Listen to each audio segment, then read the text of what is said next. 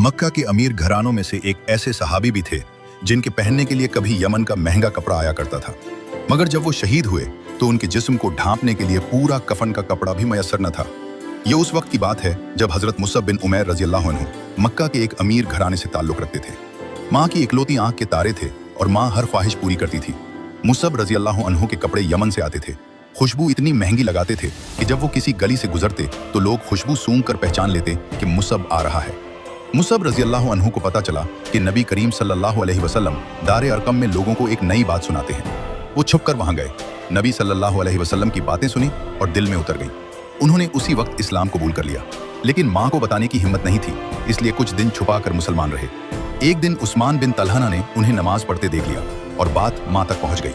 माँ खन्नास बिन्त मालिक मक्का की सख्त और ताकतवर औरतों में से थी। उसने मुसअब रज़ियल्लाहु अन्हु को घर से निकाल दिया हमेशा के लिए। फिर ग़ज़वा उहद का वक्त आ गया।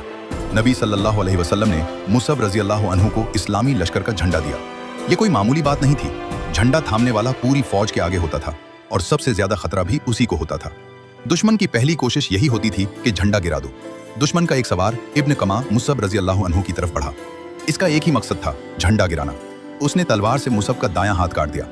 मुसअब रज़ियल्लाहु अन्हु ने बगैर एक लम्हा रुके झंडा बाएं हाथ में थाम लिया। इब्न कमा ने दूसरा वार किया और बायां हाथ भी काट दिया।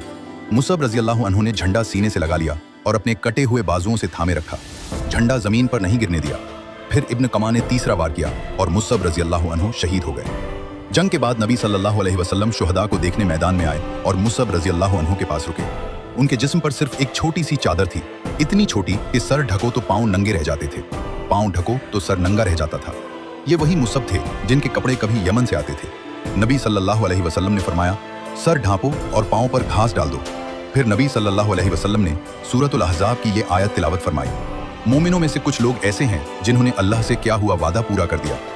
वो नौजवान जो कल तक मक्का का सबसे अमीर और खूबसूरत नौजवान था, आज कफन के लिए कपड़ा पूरा नहीं था। दोनों हाथ कट गए, लेकिन इस्लाम का झंडा गिरने नहीं दिया और नबी करीम सल्लल्लाहु अलैहि वसल्लम ने खुद उनका नमाज जनाजा पढ़ा।